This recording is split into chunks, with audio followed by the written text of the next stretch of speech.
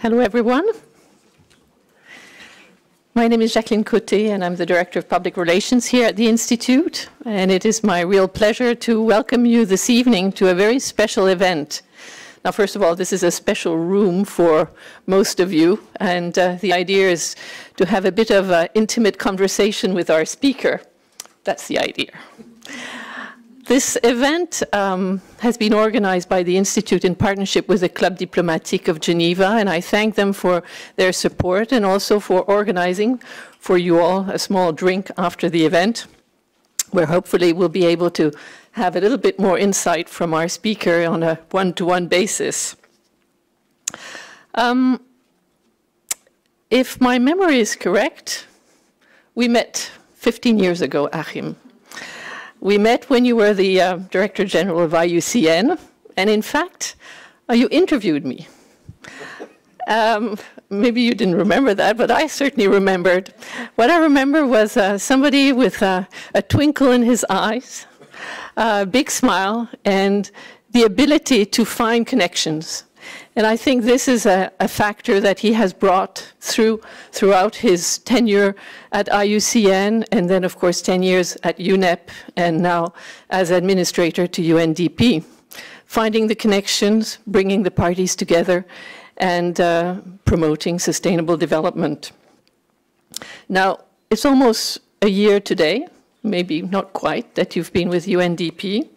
And what you also are, and I discovered that looking at your official bio, is that you're a vice chair of the UN Development Group, and that is quite a formidable task as well, because that unites 32 UN funds, programs, specialized agencies, and other bodies that work to support sustainable development. So Achim has been a vocal advocate of the SDGs, and I hope some of the comments that will be made tonight will also cover this particular aspect, but of course, international cooperation, sustainable development. And he will reflect on the role of multilateralism and how a repositioned UN development system can support in addressing global challenges.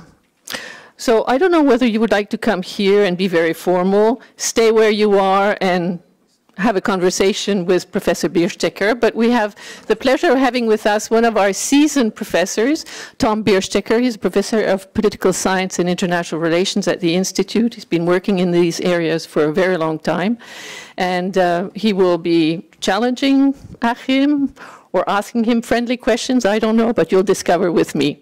So there will be time for questions, for Q&A afterwards, and I hope you enjoy this special evening. Thank you.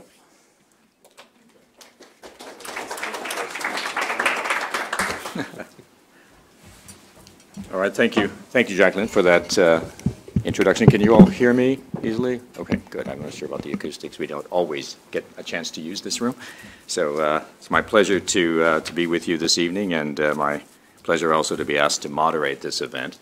In a very informal conversation at the door, we decided to abandon the agenda on the program, which was a presentation of remarks by Achim Steiner, and we're just going to have a conversation. So we'll start with a few questions. I must say I had the advance, it was helpful that your staff provided me at least some talking points that you might have used, but it provoked a whole series of questions, comments as I was looking through them. So why don't we just start with that?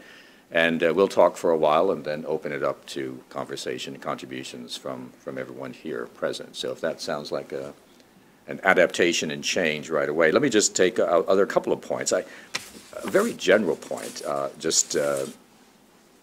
start with, and then I'll move to what we said we would talk about. But given your extensive experience working on global environmental issues during your tenure as Executive Director of UNEP, I'm curious about what are some of the both institutional or lessons or experiences that you bring from that position now to the UNDP, that you bring from the global environment domain to the domain of global development. And then we'll move on to multilateralism and other things. But I'm curious at the outset, just some initial reflections on your part on that.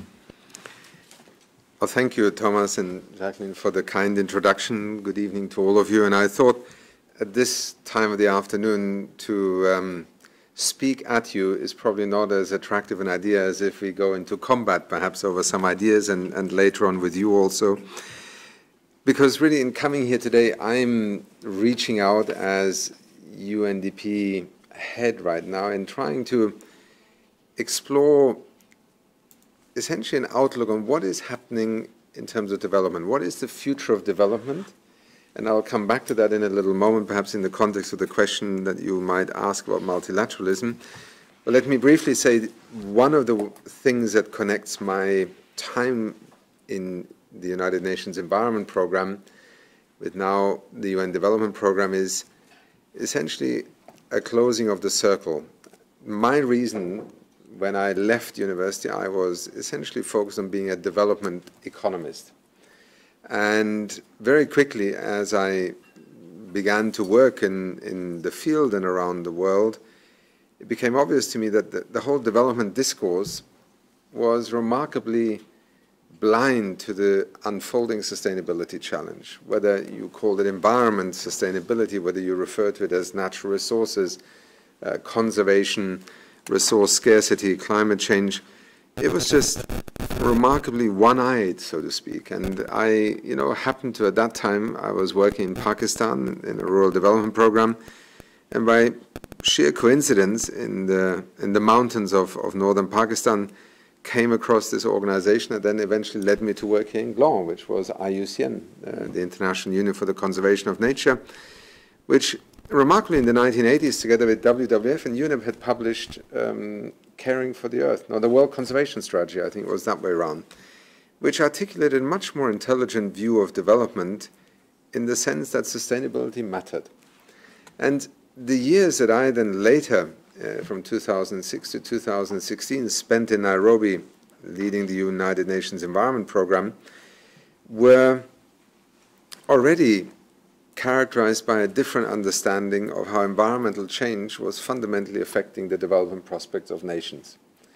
Climate change clearly being the most prominent way in which that was beginning to manifest itself. You might remember Lord Nicholas Stern's famous report in which the cost of inaction emerged as a fundamental reference point in this domain. And so my time in Nairobi was already moving far beyond an environmental advocacy era of environment. I mean, when NGOs in the 60s, the Rachel Carsons and so on, began to open our eyes to what was happening, it essentially was a society and an economy that didn't want to take note of it, didn't take it seriously. By the time I was in Nairobi, the world was beginning to take environment much more seriously as a public policy issue, but also as an economic issue. And so the convergence onto where I find myself now is, in one sense, logical, because I began my professional pathway as a sustainable development professional with a focus on sustainability, and in UNEP very much then began to look at the link also between economy and environment, partly out of a frustration that the environmental movement was not growing up fast enough, commensurate with its potential influence, by not engaging in an economic public policy discourse. Out of that arose the work on the green economy, the economics of ecosystem and biodiversity, and in that sort of trilogy of initiatives, also the inquiry into green finance, three kind of seminal pieces of work that try to move beyond an environmental economics narrative and actually challenge the core of economic dogma, if I may put it that way, with the evidence about what environmental change implied and how sustainability would increasingly influence what happens next. And finding myself today leading UNDP after the General Assembly adopted the 2030 Agenda Sustainable Development Goals, in that sense is a very natural progression. Now, in the battle of how these three dimensions interface, depend on one another, has been won. I think that is not the battle of our generation or of our age anymore. The question now is, how do you transform, transition our economies, our societies into this 21st century mode of operating? And leading UNDP at this particular moment in time, which is the UN's development program, that has as its mandate, beyond any individual sector a view of how to help countries identify the choices and pathways for their development, in that sense, seemed to me to make a lot of sense. And at least a priori to the Secretary General when he invited me to come back to New York. Yeah. Interesting. It's interesting to reflect on the extent to which we've come such a long way from what was at one point historically considered a tension between development versus environmental protection, and now has become really almost the change in language, the introduction of the ideas of sustainable development that then created the possibility of now making it central to development goals in and of themselves. One point, and I'm now reflecting on what you might have said publicly if you'd followed the talking points. You begin early on with a reference to the challenging setting, and it's relevant to the concluding remarks you made a moment ago about the possibilities for 21st century focus on the development of, and the achievement of the Sustainable Development Goals, but it's being undertaken in a very challenging context of multilateralism and changing multilateralism. In some ways, you made reference to the contemporary. I think it was a phrase. I think you invoked it from the Secretary General about discontent and anxieties in the Rust Belts of the world, creating a challenge to multilateralism. But I would actually posit that if you look back, we can already see the movement away from formal intergovernmental organizations, even before the recent developments in populist movements and challenges to multilateral engagement, because we already have the creation of a large number of informal intergovernmental organizations like the G groups, and rapid explosion in the number of trans-governmental initiatives involving public and private actors in different forms and different ways. And this is all linked, as another point you raise in your reflections, or in your talking points, is the decline in government support for either assessed contributions or support for formal intergovernmental organizations. How has UNDP, or how is it adapting or changing over time to this relatively difficult environment? And I refer not just to the emergence of populist anti-internationalism, but away from reliance on looking to formal intergovernmental organizations for a variety of perhaps potentially less permanent institutional forms. I would first perhaps challenge the notion that in the narrative of the politics of the day, indeed there is a much greater skepticism, critique of multilateralism, of institutions, but in the reality of how our world works today, multilateralism is literally the spinal cord of how we interact with one another. I mean, if you look at the full range of UN organizations, how letters reach one end of the world to another, how planes fly across borders, how we deal with pandemics, how we are trying to address even things such as the internet, which initially were deliberately kept out of the sphere of multilateralism, and over time, even ICANN surrendered, and we looked at a more, let's say, equitable form of governance for the internet. And you could go on. I mean, here in Geneva, human rights and the Global Fund, the response to AIDS. We rely on the United Nations system every day for virtually every aspect of what is considered a global community, whether in trading terms or whether in communication terms or in containing risks.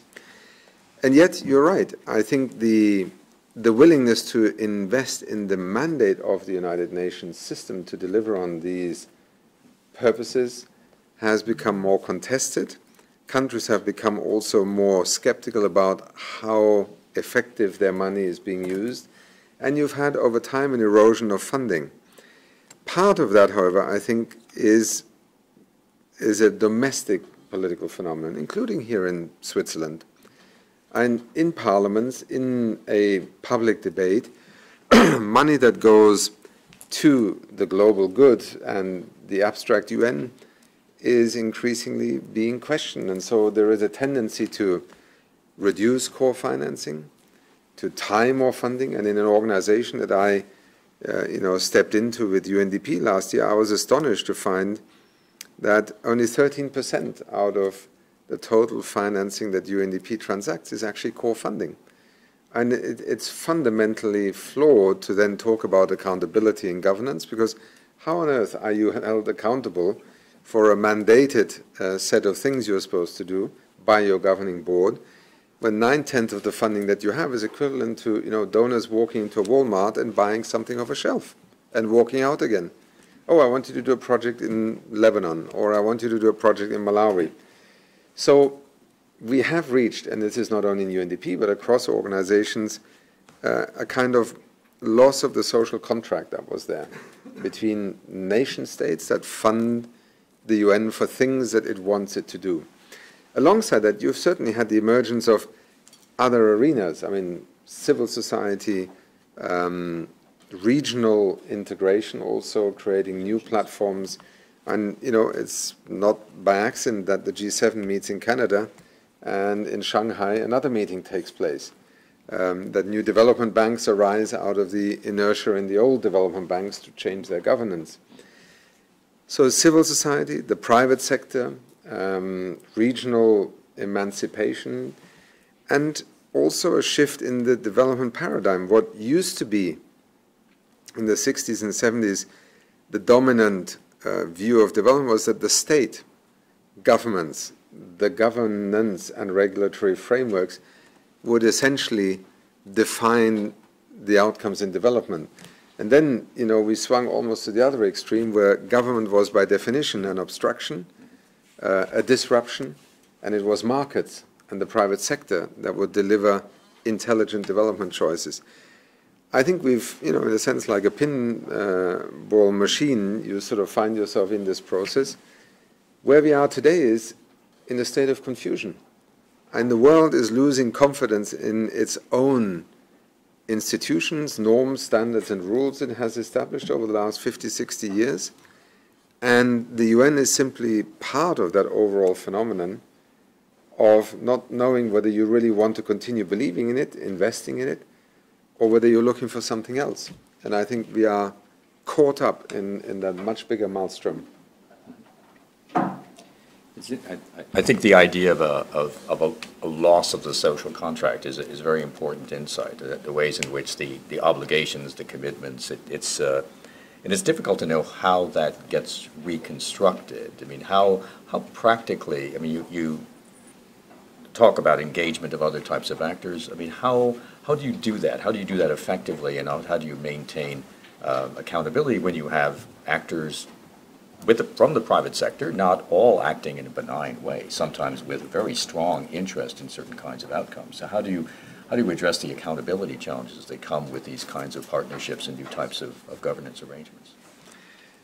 Well, I mean, let's first of all remind ourselves that, the last few years have seen a significant cancellation of social contracts also with large corporations. I mean, the debates we're having right now here in the heart of Europe about taxation of multinationals, the implications of what it means to be Apple, Amazon.com, or whoever else, and not de facto pay taxes, has given rise to a very interesting debate. So I think we are facing challenges by people who I think are not essentially opposed to globalization. What they are responding to is a sense of having lost their sovereignty. Much of the last decade and a half, we have lived in a narrative of globalization that basically says you either play by the rules of the market or you're out. And much of, the global rules and norms that led to deregulation, liberalization, and so on, in one sense produced, a wonderful bonanza of suddenly, low-cost airlines and banking fees going down and other such things. But it also produced a reality that many people over time began to react to, and yet they were told, well, that's how it is.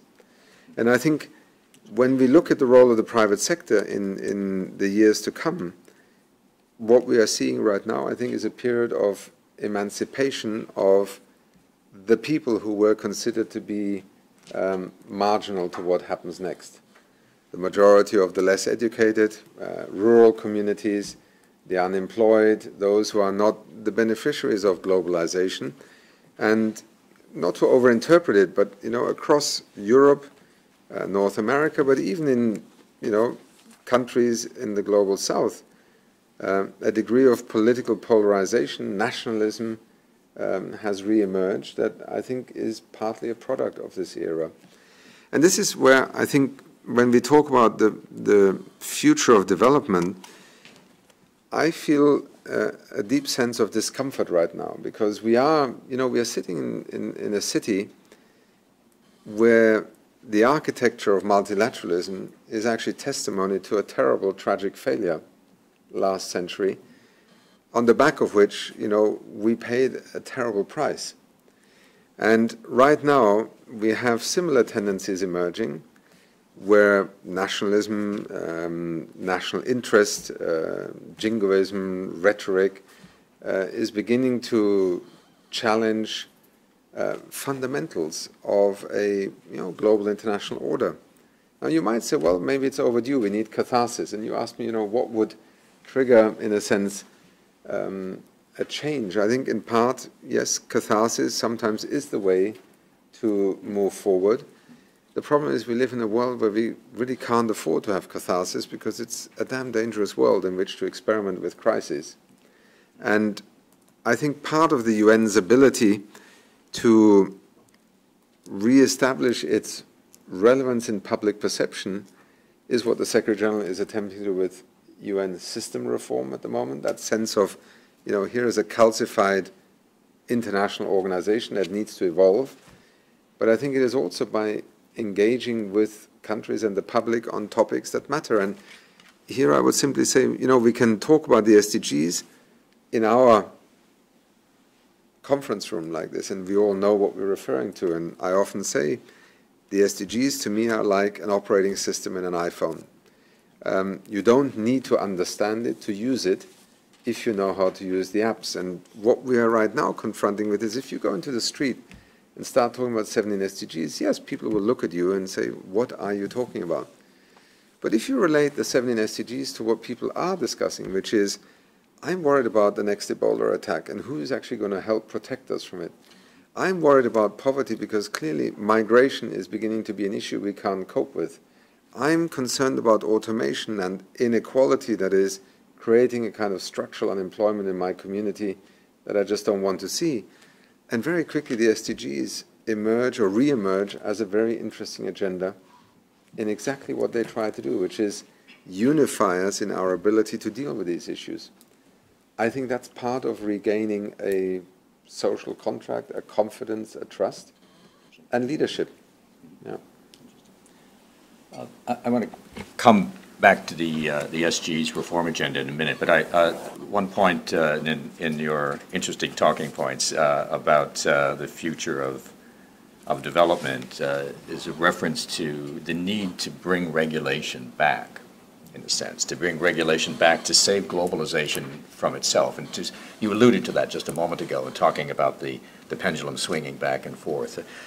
And I think it's a very, very important point. I mean, critics of globalization early on, or critics of neoliberal reforms, observed the importance and need to maintain a certain minimum level of regulation. It can't simply be reliance on the market mechanism in order to, even to make institutions function. And to some extent, this point has been lost sight of over the last several decades, but it requires both, I would say, well, both political will, political engagement, political mobilization. And where should this discussion take place? Where, in what institutional fora, and who should provide leadership in this process? Is this the special role for UN organizations today? Well, in my previous position in UNEP, evidence-based policy work was very fundamental, and UNEP was, by definition, very much a science and evidence-based institution that brought to the attention of the international community. And I see Philippe there, so I mean, he was both advocate, recipient, victim, and propagator of that discourse. Evidence about the need to act, the imperative to act on factual basis.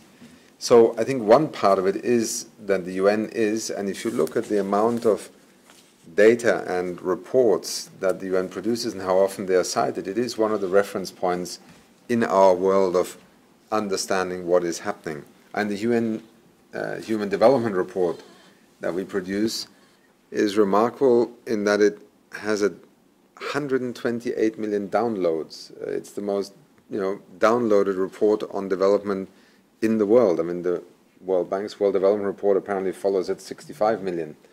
So, there is very much an interest both for data, for analysis, for empirical evidence that the UN has, let's say, a brand and a trust that it can build on. I think beyond that, you very quickly run into this challenge of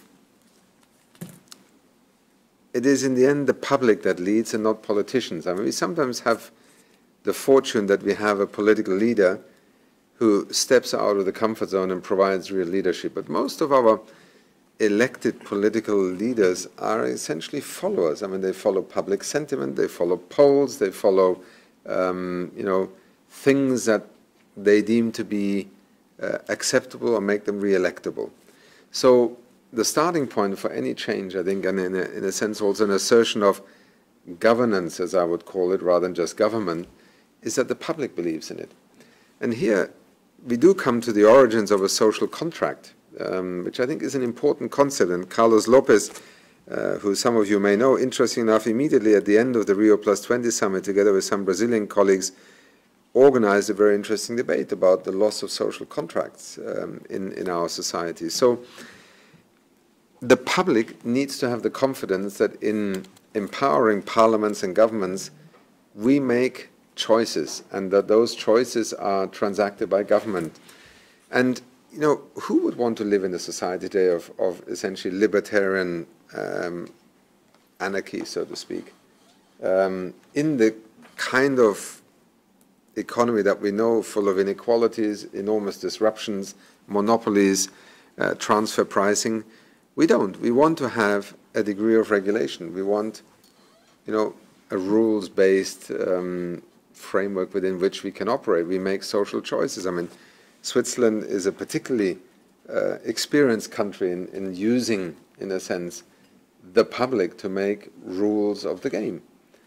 And I therefore think what has changed is that we have moved on from a debate about the state will fix it to the markets will fix it, to actually markets function within a set of choices that the people who constitute it make. So it is not about government so much, it's more about governance. And how do we govern our societies in terms of economic choices, economic freedoms, limitations, be it taxation, be it laws, and the prohibition of asbestos, for example. If you had asked the companies who own buildings, they would have said, no, never, we can't afford to get rid of asbestos. And yet we make a choice at a certain point and we ban it, and then we say we're going to close a building until the asbestos is removed. So right now, I think we don't have a return of the regulatory, mother state. I think what we have is a recognition that we need governments to transact the kind of choices that reflect our norms. And the frontier of technology is going to be a very interesting one in the coming years. And with the extraordinary possibilities of automation, a simple taxation challenge. Do you tax a robot at the same rate at which you tax a human being when they do the same piece of work? At the moment, we don't. We live in this bizarre world where we punish people who work with the highest taxation rate, and capital owners who own a piece of equipment called the robot taxed at a fraction of that rate. Does that make sense in a world in which unemployment is a phenomenon that we are dealing with all the time? And you can extend that to licensing certain well, platforms that exist globally, but when it comes to child pornography, we have decided that the internet isn't just an open free space in which anything goes, but we've lost control of it to some extent because it has moved to a point where even national regulators cannot control it. And the prospect of cybercrime is an entirely new phenomenon. And again, multilateralism becomes in part a way of addressing it. And Geneva is actually an important location for these kinds of conversations and discussions. I mean, you talk about the promise of technology, the challenges of technology, the pace with which the change is taking place, the automation. I think your point about robots is particularly well taken because the existing system creates a set of incentives to replace labor with machines. Now, I must actually credit Bill Gates, who last year came up with this example, which I thought was very poignant as an illustration of the distortion. Mm-hmm. And it's a real challenge, I think, in many different domains. I mean, in talking about technology, it's not just the internet. It's actually artificial intelligence. The number of different institutional manifestations of this transformation that we're going through at the moment. But it falls generally under the category of IT for good, which sounds like yes, of course. Let's see how it can be used this way. But how do we ensure that IT is directed to developmental purposes or to the SDGs? There's a lot of, among my scholarly colleagues, there's a lot of interest right now in studying algorithms. The algorithms as a form of governance. I mean, who writes the code, who writes the programs for artificial intelligence? Who's making these decisions? Because these decisions have consequences, and they have the people who write it may have some specific purposes in mind. They may have some unintended things they never even thought about as this is developing. So, it's interesting, you talk about digital technologies promoting access to information and improving transparency, and that's all very much to the good. But how do some algorithms are written actually to help control access to information in the name of typically not national but state security? So, like the electronic identity schemes, in many ways, as important as they can be for development goals, could also be a very double-edged sword. So how do we regulate or navigate this terrain? Like most things that human beings either discover or invent, in due course they can be used for good or for evil. And I think it's interesting. There is a new book by Jeremy Hyman's, one of the co-founders of Avaz, who I think it's called New Power. I've just begun reading because I met him last week, and we were discussing this phenomenon of how power through technology and platforms, the digital universe, has begun to shift, and in turn has caused also different manifestations of power. Some of them can be Cambridge Analytica. Some of them can be undermining democratic processes, and others can be e-government, making government much more accessible, much more effective, much more efficient. Some of it can be biometric registration. I was in Zimbabwe just a few weeks ago, and their UNDP is helping to establish probably the best voters register in its history, because we brought biometric registration equipment, and 5.7 million people are now registered with biometrics. And you cannot, at least not that easily, manipulate it. So you point to algorithms. I think in the last year or two we've had a number of very interesting instances being described in literature of how algorithms are first of all, yes, not only capable of being flawed or manipulated, but can also become part of an exaggeration or a distortion phenomenon in the way they then evolve. So this is where regulation is important, because part of the challenge is that in this universe of technology, and particularly when we move into AI, it is virtually impossible for a normal human being to even question this anymore. The notion of transparency almost ceases to exist. So unless you can create a regulatory environment that allows you to still step in and establish rules at the point in which these technologies are emerging, and you're able to also regulate a market, unless you do that, you probably lose control and you will not be able to catch up. And I personally think in this year in Oxford that I spent last year was to me an eye-opener. We have, I think, as normal people and the public, no conception of quite what this age of artificial intelligence will imply. It will change the way most things that we know and are familiar with will take place. And it's an extraordinary prospect.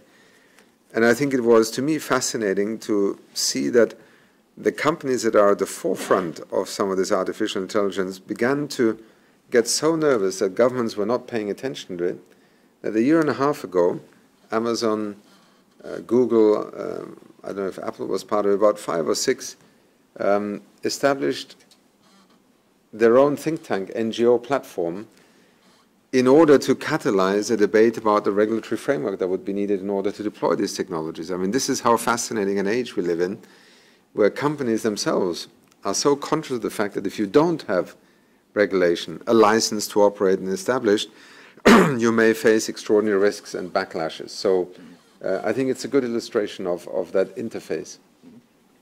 It's also, I think it's also an interesting example of in certain issue domains, because of the high threshold for knowledge about the technology, we have, in effect, private authority in global governance. When it comes to the decisions of, if you wish to remove your name from a website, the codes of regulations governing that are entirely determined by groups of private companies, not by states, not by internet, not yet anyway.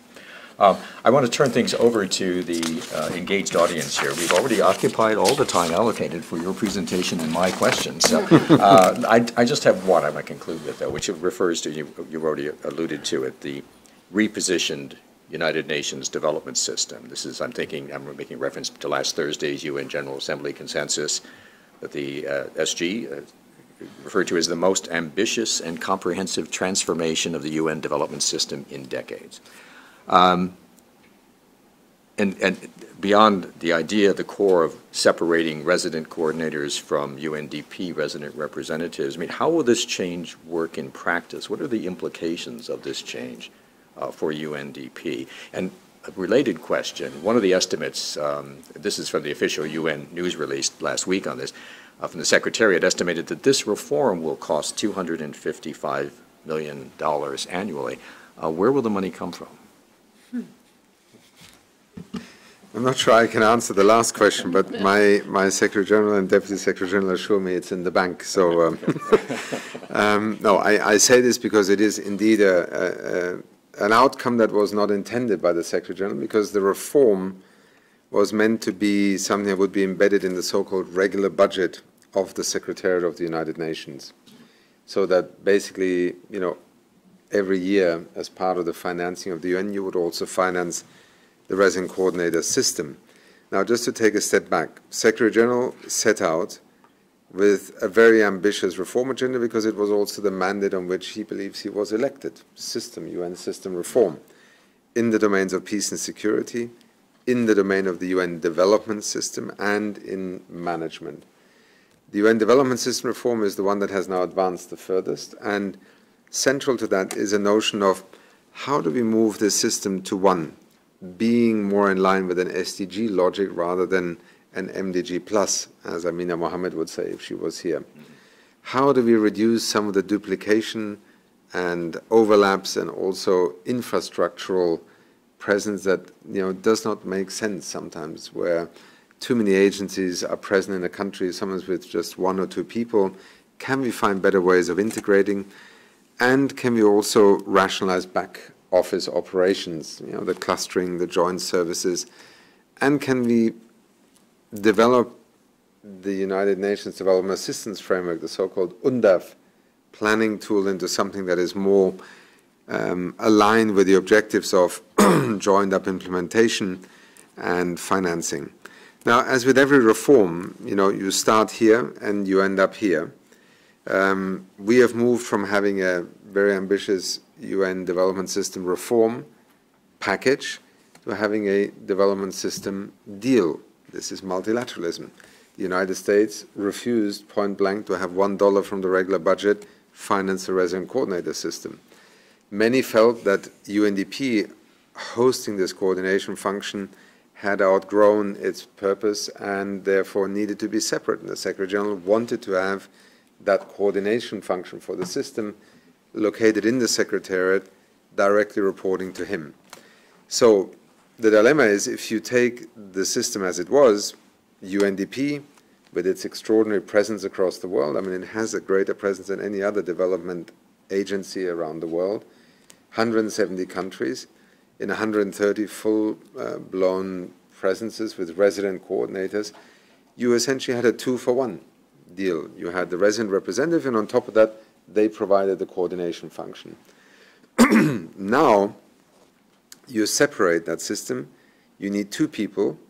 You need a staff, also professionals to support the resident coordinator, and you have the logistics of operating a freestanding system. It is also one that has been increased in terms of the number of staff. So it used to be about 560. Now it will be 1,195 people from the resident coordinator to the office that supports that system in New York, to the staff that will be sitting with the resident coordinator in each office. And so, once you add up all of this, you arrive at this figure that indeed is, quite significant, 255 million to run a coordination system. Now, the Secretary General said that's less than 1% of the total development finance you put through. Doesn't it make sense to have that? Well, in this day and age, the debates and the views vary, but it is now a decision. For UNDP, it's a very critical moment because, in a sense, it had gotten very familiar and used to operating these dual functions. It now, in a sense, delinks that functional coordination and is full-time focused on the development advisory support that it was set up for, because it is, as the title says, the UN's development program. I think for me, who arrived just about a year ago, the opportunity of trying to rethink the role of the UN's development program in this era of SDGs, freed from what often had become an issue of controversy and jealousy, and was UNDP benefiting from being also the coordinator function in the system, in some ways seemed to provide also an opportunity. Freed from that whole narrative, UNDP could now focus on providing the kind of advice that we were looking for in the SDG era, because it is the only entity in the UN system that is not sectorally focused or issue focused. It is the offer of the UN to assist the country in its development path and choices. Evolving that model was part of the discussion with our board and the strategic plan, because I fought very hard against, first of all, this notion that UNDP was sort of a rest-sum game for the UN of LDCs plus some fragile states and countries in crisis, and should not really engage with middle-income countries. To me, it was a fatally flawed assumption, because the argument that ODAs for least developed countries actually overlooked the simple fact that if you're looking at development as an answer to many of the challenges and risks that now define our era, then not only would development be something that, through the SDG logic, is a fundamental proposition by which to engage, most of the biggest risks are actually centered around middle-income countries. And the world's poor are largely found in middle-income countries. The greatest environmental risks that we face today, whether just from a pure ecological point of view or also from a geopolitical and resource management point of view, happen to be in the middle-income countries. The biggest health risks and pollution risks are there. So, thankfully, the board agreed that, in fact, the UN's development program should be accessible. And interesting enough, a fifth of the total turnover of UNDP today is actually countries paying for the services of UNDP. There is no other development agency that I'm familiar with that has proven itself as, let's say, hard-nosed in terms of a market test as UNDP has. It's $1 billion in fees that countries from Argentina to Brazil to Senegal to Kazakhstan to the Emirates pay in order to secure input from UNDP. And so the trajectory in moving forward is, yes, we will have 3 development settings. Poverty focus, those countries that are still emerging out of an LDC life and reality.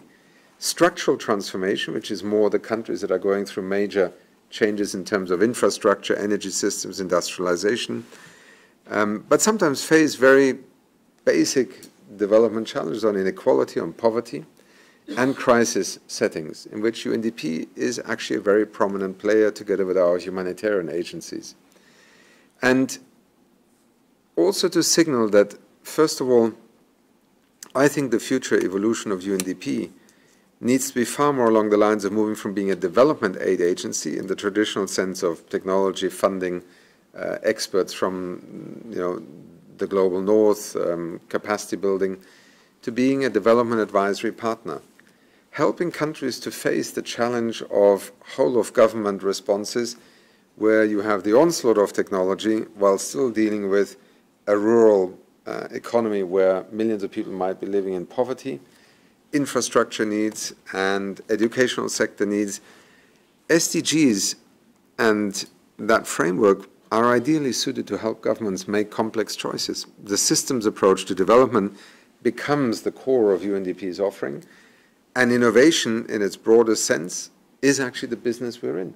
And I keep on saying to staff in UNDP, 95% of you work on the front lines of development in countries alongside our partners to address problems. So by definition, you're looking for solutions, and innovation is your business, but the whole organization is not set up today in a way to actually take advantage of its greatest asset, which is that it actually has people with finger on the pulse of national development innovation in 170 countries. Our challenge today is not to run a knowledge bank, it's to create the connectivity that allows instant access to cutting-edge best practices across a broad range of issues that are embedded in national development planning, choices and strategies. And I think, looked at it from that vantage point, the reform is, first of all, yes, a challenge. It disrupts a system with a number of ambitious hypotheses about what should be better in due course. But it also puts into UNDP's radar a different view of itself in the years to come. And I accepted this position because I think in the UN family, the UNDP function and role are actually foundational to a development system being able to operate. And some of that will go to very basic things about, backbone services. But what the Secretary General has actually put at the center of his reform agenda in moving forward vis-à-vis UNDP is the integrator role around the SDGs, the platform around which countries, UN agencies, not to be coordinated, but come together to solve problems with the international community. And in that sense, our role becomes increasing that of a development lab, if you want. Much more agile, much more focused on the cutting edge, much more systemic in approach, but being able to deploy yourself with multiple actors onto specific problems. And in that context, funding obviously becomes an issue, because if the cost of reform is now to essentially defund agencies, funds and programs in the development system in order to fund a coordination function, i.e. a zero-sum game, then we will face challenges. And this is one of the preoccupations, obviously, in the system right now. Thank you very much. I've had the privileged position of posing the questions up to this point, and I'm sure there are many more interesting questions out there in the audience. I'll start taking questions at this point, hopefully in the order in which I see hands. And I know many people around the table, but not everyone. So please, for me and for our guest, please introduce yourself and then pose a question, starting with Stephen. Thank you, Tom, and thank you very much, Achim Steiner, for a very fascinating introduction. I was going to ask two questions. Please introduce yourself. Yeah, sorry, Stephen Brown. Yeah. I will introduce myself by saying that I spent 23 years in your organization in various different exotic places. I'm now a visiting lecturer here, and I have been associated with a UN reform program, so I'm very fascinated by what's coming out of New York right now. The first question I was going to ask you was to say how you would describe UNDP now that it's lost its coordination role. And I say that because I had a colleague who was long serving in UNDP as well. When he was asked what he did for a job, he said he worked for UNICEF, which wasn't true, but it was something which he could easily describe. You have attempted to describe what UNDP is going to do, but I dare say it would take much longer than 10 seconds in an elevator. But I'm very fascinated by what you had to say nevertheless. I really wanted to ask you a second question, which is much more on substance.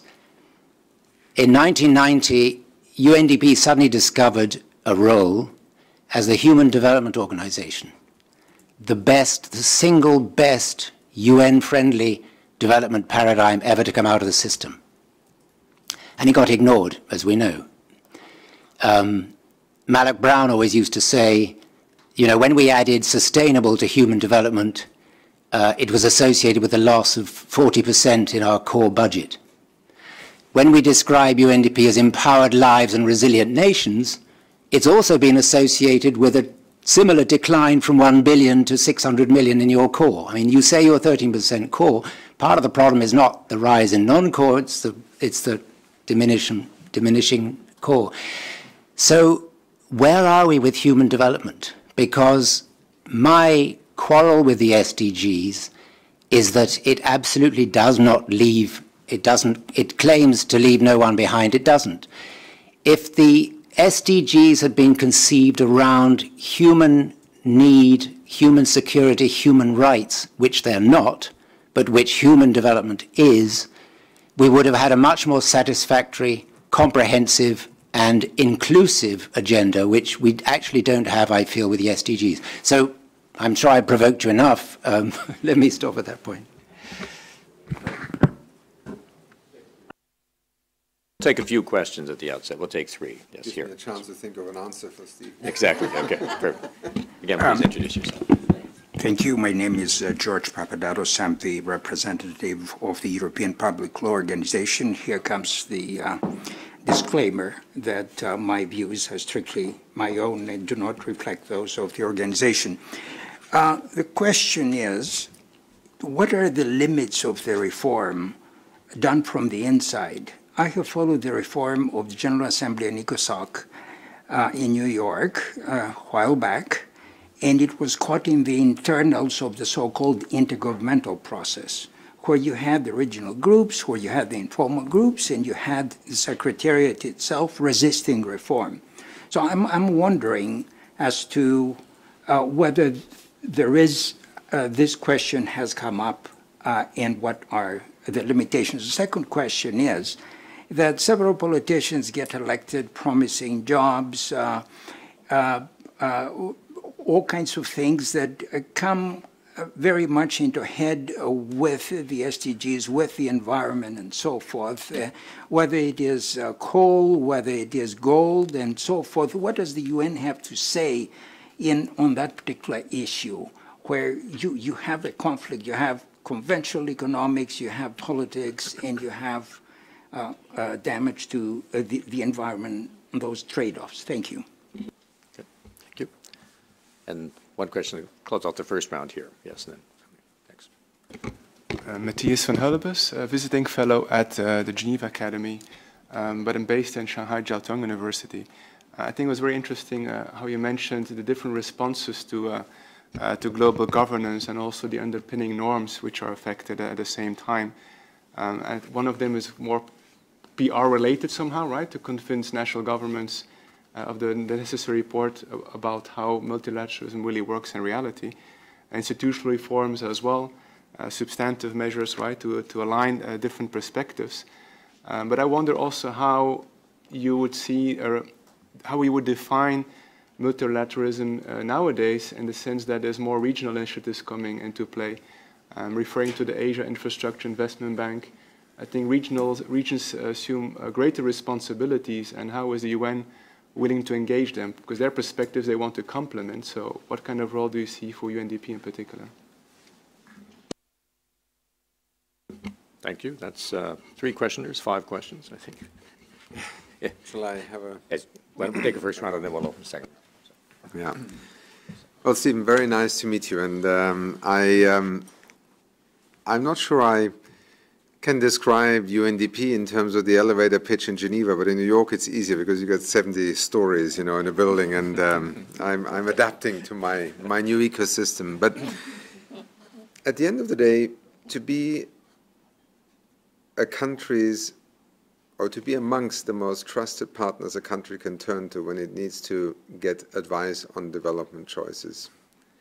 Because one of the things that, you know, I discovered in the past year as I traveled is that UNDP has almost a slightly romanticized image in the eyes of its partner countries, its clients. It is an immensely trusted entity. It is an entity that has been there, you know, often for 40, 50 years, through thick and thin.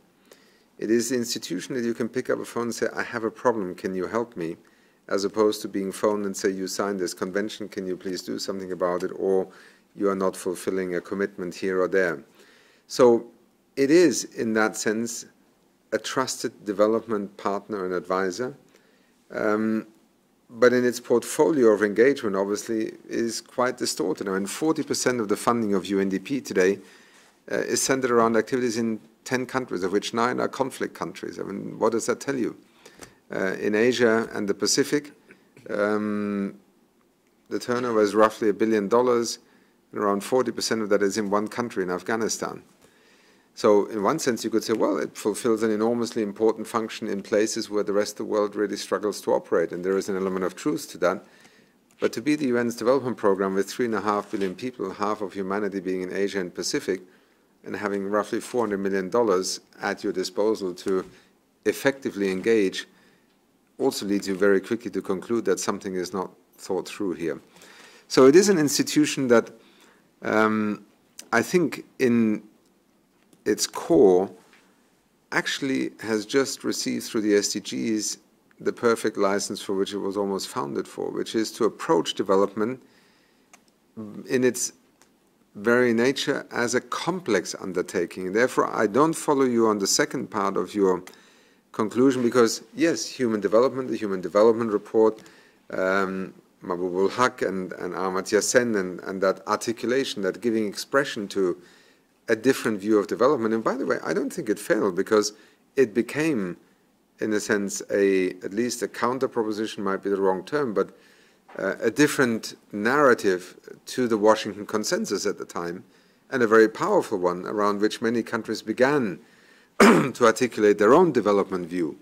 Did it, in a sense, stop structural adjustment? Well, not head on, but over time, it contributed to essentially abandoning that development era of policy advice that came out of the Washington-based institutions. But, you know, to say it should focus, I mean, I do take your caricature of, you know, sustainable took 40% and then empowered lives in resilient nations, which I don't understand to this day what exactly it means. It's our slogan. Yes, did I get it right? And funnily enough, a few weeks ago, I finally dared to ask the heretic question to my management team, should we think about this? And it was an outpouring of, finally. So, you know, we've been operating with a kind of PR agency engineered terminology that essentially is meaningless to most people. Those are mistakes that happen in any corporate setting. But I think more important, I would not conclude from that that we should revert to, you know, the human development domain.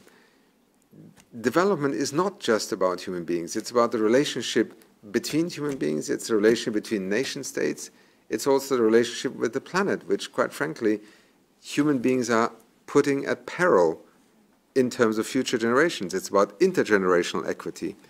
And so I think the SDGs, in their simplicity, at the same time capability of capturing both the principle of universality, namely for the first time in modern history do we stop separating countries by north and south in terms of actually addressing things that we can only address collectively.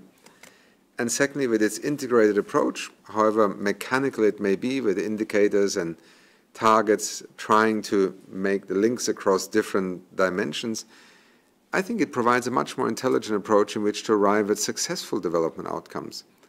And it also forces us to look at investment in one goal, no longer from this singularity agenda that has characterized development for so long. One minute it was basic needs, then it was education, then it was girls, then it was liberalization and debt. And every 3 to 4 years we come up with the next so singular magic bullet. No, development is complex. It's a constant set of choices in which you have to weigh many different things. And I think UNDP must rise to the challenge of being able to advise governments in the business of government and governance. And that is complex. It doesn't mean that we run around, running hospitals or building roads, but we take the SDG lens and apply it to national budgeting. We help a government to rewrite its national development strategy in terms of SDGs and looking much more closely at leaving no one behind, because that slogan alone, as some have called it, has actually turned out to be remarkably powerful. Governments are investing far more now in data and trying to understand who is actually being left behind in ethnic terms, in religious terms, age, gender, geography, ethnicity, and thereby, I think, making it much more possible to make development not simply overlook entire groups or regions, which, in part is being driven by the challenge of marginalization, radicalization, extremism, which has opened our eyes to the price when you just leave people behind for too long, and too many of them. So, not to go deeper, but I would agree with you with the first 2 points, and I would argue very strongly that the SDGs are not a panacea. They're a framework. But in being a different framework, they have reframed the way we actually engage with our partners on development. George, to the point of what are the limits to reform, it's a bit like the laws of gravity. They never change. I mean, there are those who feel they're losing something. There are those who feel they're gaining. There are those who have to pay the bill, and there are those who will actually reap the benefits in perhaps better financing. So those forces are playing out, the institutional inertia. I would also argue that, the slightly self-serving conduct of member states, they desperately wanted a reform, partly to sell reform at home.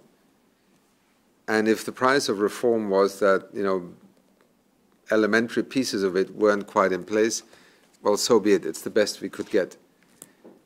It is now for us in the system to figure out how do you make that work. So these are some of the challenges, and the funding and the financing, I think, is going to be significant, because with no funding from the regular budget, we now are operating, first of all, on the assumption, and many of the Geneva-based agencies will initially struggle with that, a doubling of what the agencies pay for the resident coordinator system, a 1% tax at source for all non-core funding. So, DFID or CEDA funding a project in Malawi will in future be asked to transfer 1% of the project's value to a fund in New York that finances the resident coordinator system. We know the kinds of discussions that will happen over email and phones between, project and desk officer and these agencies. And thirdly, about $150 million that a number of countries have committed to as a temporary fund of 2 to 3 years to allow this new system to be implemented. This is a, challenging financing scenario. And I think in that sense, nothing new, but just a different context. But there is a degree of determination at the moment from the Secretary General to make reform a centerpiece of his legacy, and that's slightly different. Others have said we will do reform, but my legacy is going to be X, Y, Z. This Secretary General has put it front and center of his first 1.5 years, maybe sometimes to his own regret, but he is certainly pushing it very hard, and member states are desperate for reform. And in terms of the trade-offs, I think I go back to my response to Stephen. I think, if I may be brutally honest or simplistic, the era of trade-offs in the old sense of the word is over. And I learned this through something that I once led, which you briefly referred to, Jacqueline, the World Commission on Dams, or I think it was in the backdrop note, where I spent 3 years leading a international commission that was looking at the legacy of dam building, large dams.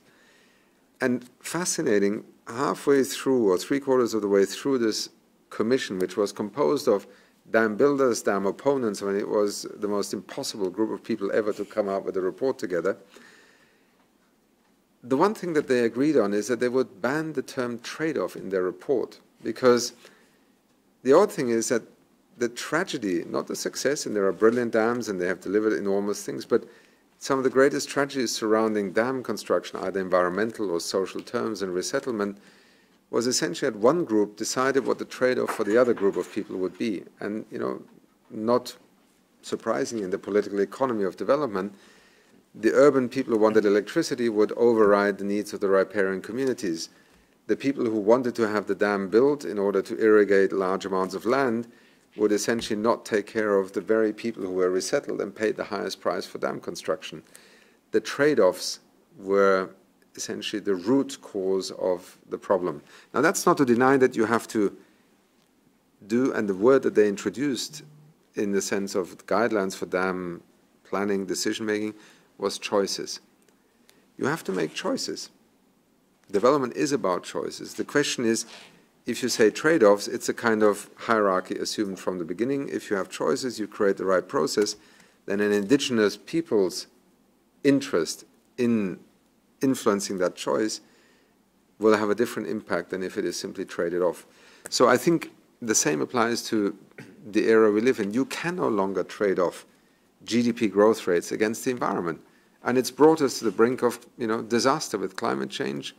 It is putting us into a situation where water scarcity is now going to affect roughly a third of the world's population in the next 10 years, and so on and so on. I mean, I don't need to repeat it. So I think recalibrating the way we conceive of our economies, the development choices we make, is integral to the UN's value proposition that it offers.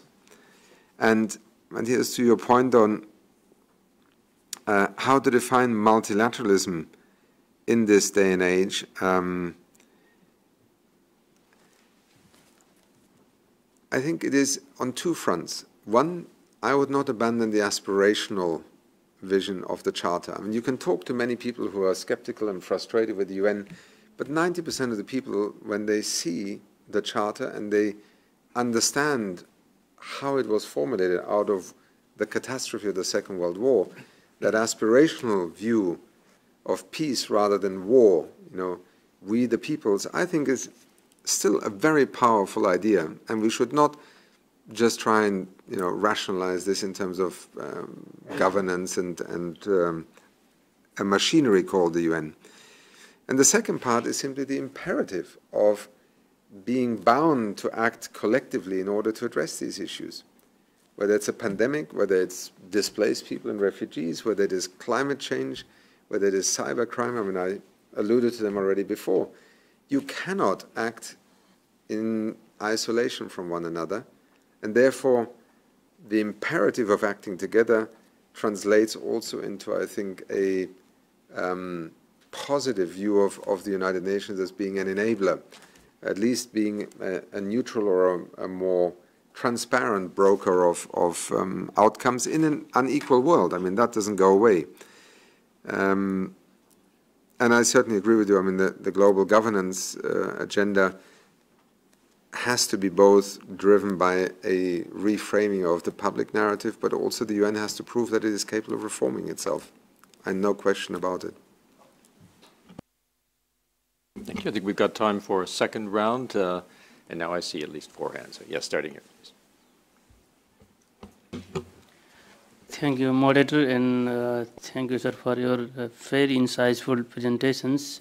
And we appreciate the role of UNDP, which play in field, especially 130 countries. You have residence coordinators, and me, Bhuvan from Nepal, and my country also very benefited from UNDP activities, especially policy inputs to government and in field levels as well. And even Robert Piper, who before served in Nepal, he is here, and we share some idea even. And now regarding this 31st May resolutions, just UNGA passed last this May 31st. So I have some comments from your side about this funding mechanism. This is totally voluntary. So how it comes in trust fund, there is also trust fund mentioned in the resolutions, how it works. And another thing, this is reporting, back-to-back reporting they mention in the resolution, and it's directly reporting to Secretary General. So how Secretary General will look all country report and order to the country team, you should do like this, like this. And what is the role of regional commission if UNDP country resident coordinator directly reporting to Secretary General, what role this regional commission will do? Thank you.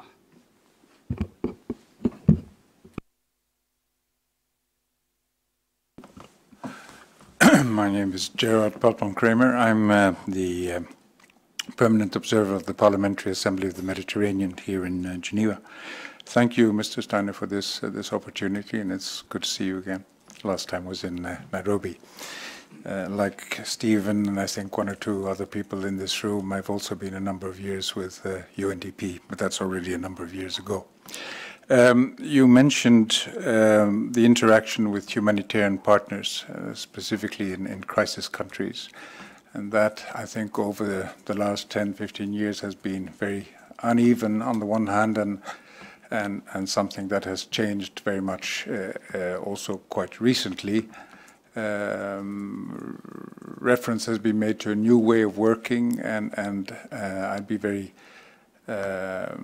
eager to know what your views are, and also the direction in which this is going. And it's clear, I think, that there's an overlap that has to be filled or bridged, and a better way of collaborating in crisis countries. In particular, I've noted in this context that you have a number of recent appointments in your organization that are humanitarian responders, including your recently appointed director of the Africa Bureau, who on top of it is a woman. But I think that's probably one way of going, of using the same people. But I'd be interested in your views in that in more general terms. Thank you.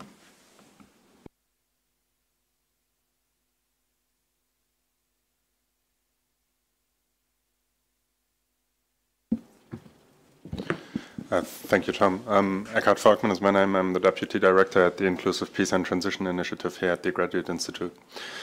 So you said that you accompanied the development of an entire new policy with UNEP, and now you're in UNDP. You related also to innovation and how you expect your organization to be innovative.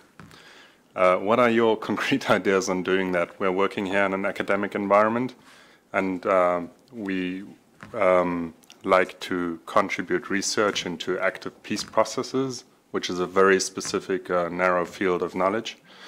And still we're struggling to convey what we think is innovative, and also to inspire people that work for us what makes you innovative. And I can imagine that working in an environment like the UNDP, that's an enormous challenge. And maybe it's an unfair question, but I think you probably have something to say to that. I think we have at least now 3 more, so we'll maybe round up after that. So please. Sorry. I remember you from 15 years ago when you spoke at some Good Planet exhibition proposal. So I have a very good memory and souvenir of this. Great idea, never quite happened. No, it's okay. My name is Delia Mammon. I'm president of an NGO, a development NGO that deals with education and with quality education. And so my question is somewhat to represent NGOs in general, not our specific case. We hear in your speech the challenge of money and the fact that the funding for the UNDP is being drastically rethought, and this, of course, probably concerns all agencies. And in the humanitarian world, the aid world, i.e. funding injured people in Syria, for example, because of the emotion involved, private people give. Whereas in the development world, we do such complex work that we are not able to collect this sympathy dividend. And so we rely more than other agencies on development funding from public organizations. What have you to say to that, please?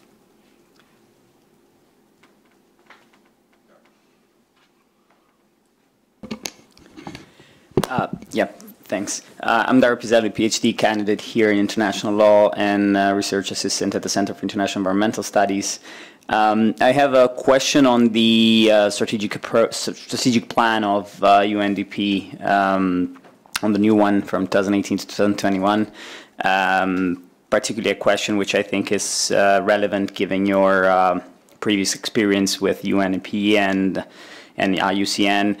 So there is an emphasis in the plan on nature-based solutions as one of the key areas in which UNDP plans to work more in the next few years. And I was wondering what were the governance implications of this, the emphasis on nature-based solutions, on social ecological resilience. Does it mean more central integration of the concept into your work? Does it mean more partnerships with the other UN agencies? Does it mean simply more project, more assistant on accessing GIF funds, or what else? Thanks. Okay, and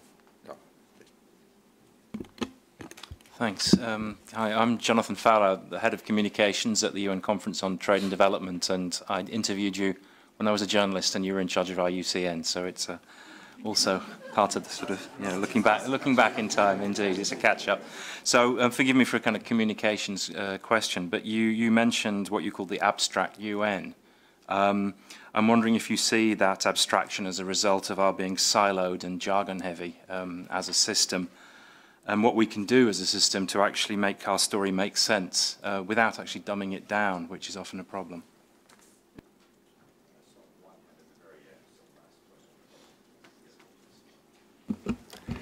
Good evening. Thank you for everything so far. Ron Ockwell.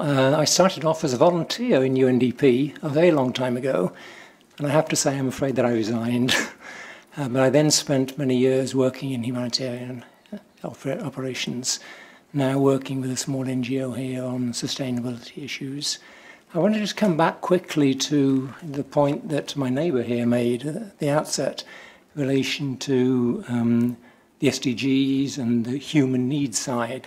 Rather than human needs, I prefer myself to talk about human well-being. And if one takes that perspective, which I think is inherent in much of what you said earlier, that to me actually calls into question some of what I read in the SDGs, which to me, to a certain extent, mix up ends and means. It seems to me that the goals are human well-being. When we start talking about industrialization and trade and some of these other aspects that are raised as goals in their own right within the SDGs, this is perhaps mixing ends and means, and I'd be interested in your view on that. all right, that's a rather rich menu of questions to respond to in 5 minutes or so. We can go a minute or two over, I assume, if that's okay. But you may wish to select. So. Yes, just a couple of comments on perhaps this phenomenon of crisis countries, the humanitarian development nexus. I mean, now going back really 30 years when I began my professional work at the time with GTZ, as it was called, one of the first sessions I was sent into as a young professional was a workshop on the humanitarian development nexus. So, I mean, it's a little bit, how to say, demotivating to think that we are still debating about the logic of having humanitarian response mechanisms, tools, resources, having to integrate logically with development responses and vice versa. I think my sense is, you know, intelligent solutions would do what the recent Pathways to Peace report that the UN and the World Bank produced in trying to describe, and if you haven't seen it and you're interested in the subject, I would recommend it to you, because it basically gets away from this notion that, you know, there's a kind of first responder domain that is totally separate from helping a country regain its development pathway. And it moves from a sort of chronology of intervention to much more of a kind of helix logic where, you know, at certain points you need just the absolute capacity to respond, be it after an earthquake with tents and food and water and equipment, and or after the tsunami with immediate you know, rescue responses. But then much of what happened next had really to do with helping communities regain their balance and rediscover their pathway to development. So I think in that sense we, you know, we need to be far more mature. And, you know, in UNDP we have actually quite a long tradition already of working with the crisis response in humanitarian communities. In fact, it was a whole bureau. It then got reorganized, and that's probably what you're alluding to. I took the decision recently to appoint an Assistant Secretary General again for the Crisis Response Unit because UNDP, I think, is a significant player in also enabling the transition from humanitarian to development response to be managed in a far more intelligent and coherent way. It's also part very much of the Emergency Relief Coordinator, Mark Lowcock, and I, as the development coordination function in the UN Secretariat or the UN system, traveling together and really trying to take this new way of working, which is, you know, another one of those terms, but behind it is common sense, frankly speaking. It's common sense.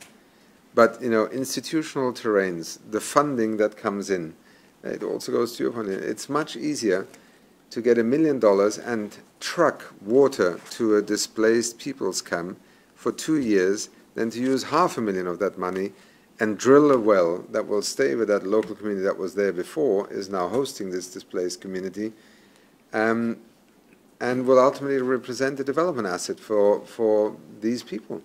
No, because humanitarian funds are, you know, by rules very often prevented from investing in development infrastructure.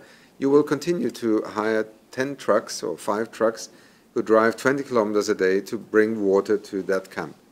And this is the insanity of the way our systems operate. That starts with the donor funding lines. Then we have communities. I mean, humanitarians have a very strong sense of there is a humanitarian law and there is a right to deliver humanitarian aid, while development is there at the invitation of the country. Yes, it's a fundamentally important principle, but it doesn't mean that you have to behave as if you're from Mars and Venus, right? Which is how it often manifests itself. So we have some way to go to reset the incentives for people to act in a common sense sort of way, despite the boundaries that they are given and sometimes the rules under which they operate.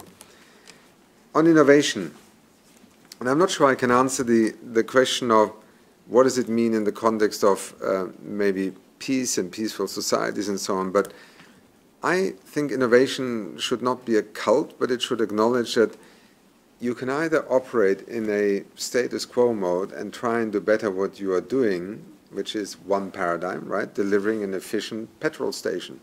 It basically means you fill up cars and, you know, you've done your job.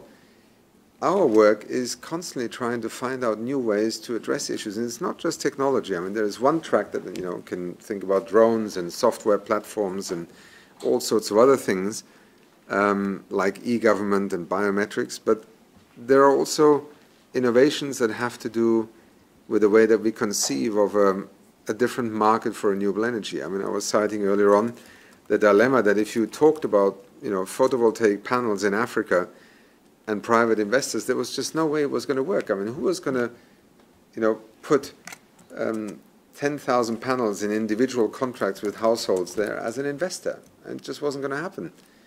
In Kenya, the model of Onkopa emerged, which essentially aggregated the purchase of the panels and made the beneficiary, the user of the electricity, not the one who had to own the panel. And in a sense, it's part of our whole new, you know, economy that we're inventing. And suddenly you could get an investor who would finance 10,000 panels. The company would operate the panels, install them, and you have a pay-as-you-go system of buying your electricity from photovoltaic energy as a household. Revolutionary in many ways, both from, you know, leveraging private sector investment at scale, an operating company that would maintain the infrastructure, and a pay-as-you-go system using cell phone infrastructure in order to buy yourself the electricity you could afford for that day. It massively expanded access to energy. It promoted clean energy markets. And suddenly, you know, something that was a problem that we had lived with for, you know, decades was resolved through an innovative concept, a business concept around the problem.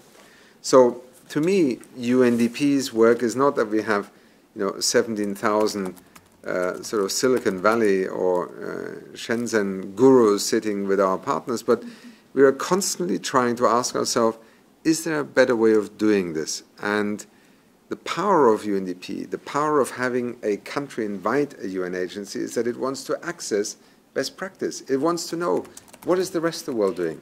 How can we create shortcuts for ourselves instead of reinventing the wheel? And that's the business model in terms of substantive support that I think UNDP in part has always done, but is even more so called upon to do it today. How do you do it in practical terms? Well, we already have a project for a number of years that the Danish government funded in UNDP to simply look at how can we leverage technology as an innovation tool. I have now instituted a monthly innovation call, partly because you need to lead this from the top of the organization, where I invite 2 country teams to present what they consider to be their most interesting innovation that they have introduced. From a 10-year effort with China on hydrogen buses to remote sensing opportunities for monitoring land use in Costa Rica, where the competition, I only just learned that last Friday, so I'm citing it now proudly, half the world's pineapples that are exported are grown in Costa Rica. So there's enormous competition between an afforestation and a forest infrastructure committed country and land use pressure to produce pineapples, enormous commercial pressures. How do you find the pragmatic monitoring system that allows you to see if the industry producing pineapples is actually adhering to the rules of the game? And I do this once a month. It's live video, and you would be surprised. It's a system where you can just dial in to listen. On average, I have 900 dial-ins following these conversations, which means usually around 2,000 to 3,000 people, because there's multiple people who sit at the end of that, following these discussions. And there's an enormous thirst, because people are isolated in their projects, in their countries. Connect them, and the most exciting part is that the countries who have presented then usually spend 2 weeks just answering emails from the rest of the organization. Now, it's both an indictment that this doesn't happen as a matter of course, but it's also an immense reaffirmation to me that there is enormous potential. I've also initiated something called Project Catalyst, which is a small team of people who are essentially going to look 10 years down the line and further to understand what is likely to change the way countries will have to think about development in the future, and translate that back into how we can advise countries today to prepare for this. Artificial intelligence being just one example. Another one is Project T, which is Project Trillion, looking at how we get over this constant invoking we need private sector finance. Well, what on earth are we doing to help countries mature their domestic financial markets rather than wait for the World Bank or some wonderful investor who might discover that there are 49, 50, 51 countries in Africa, and help governments actually create the conditions where the capital in their own economy outside government is more attractive to invest in development purpose-led things. So you asked me how. I mean, it's just a few examples, but it's fostering a culture of innovation, allowing essentially the notion that everybody who works for us potentially is an innovator, give them the sort of support, the encouragement, and the connectivity across the organization, and probably live with the fact that 20% of the innovations will never see the light of day, which is, to me, a perfectly reasonable proportion of failure, if you're working at the cutting edge. A simple response to the humanitarian versus the development, yes, that is the reality. I mean, my colleague, who has now become the head of UNICEF, Henrietta Fore, and her life is so much easier in fundraising terms because she essentially has children to raise funds and she has children to spend funds. It's an immensely powerful image. Behind that, obviously, is a very complex and also developmentally oriented organization. We just have to accept that, yes, a starving child and the fact that you can give once and then feel good about it, and that's not to be in any way cynical, is an easier act of financing than investing in something that will take years to produce the results. I can only say, look at our world today, and you can trace the cost of not having invested in some fundamental things that define successful development. There are countries who have succeeded. Look at what they've invested in. And there are countries who are in the midst of falling apart, and look at the failure in terms of the cost of not having invested. And that is equally true for the international community. To argue over whether we should be increasing our development finance from the richer countries to the poorer countries is, to me, a luxury of self-indulgence to debate this. I mean, we have every reason to try and invest in the Sahel region, not from just a crisis humanitarian every 10 years drought point of view. We need to find a way in which, tens of millions of people can actually find a reason to believe in the future of their countries and their families staying there and investing in their country. If not, then you end up with the Boko Harams and the Al-Shabaabs that essentially just walk across the border and say, have you ever seen your state? Have you ever experienced your nation? Have you ever had anything that makes you connect to the government? And they will say no. I'm coming to an end, yeah. It's your staff who's saying they want. Yeah, I'm used to getting serious looks from Maria Luisa, so it's the price of being on tour. Just on nature-based solutions, very quickly, I don't think it's as much a governance issue, it's a demand issue.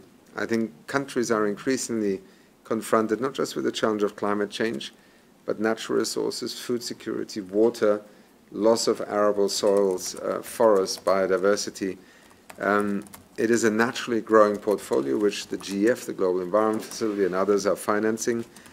And UNDP has a global team that clearly has been very effective at helping countries frame their interventions. And in that sense, I foresee, if anything, yes, more projects, but it is already a significant portfolio. I mean, climate change and environment accounts for about 800 out of 4,500 projects in UNDP implemented or supporting countries in 140 countries. So it's a very significant part of the portfolio. And Jonathan, to your point, I don't have a solution to the jargon. I go back a little bit to this analogy. This machine is totally impenetrable to me, except I have a piece of glass on top that allows me to move my finger around and magic happens, right? I want to know about train timetables, there is an app that tells me that. I want to find out about the poorest people in the world, I've typed something in.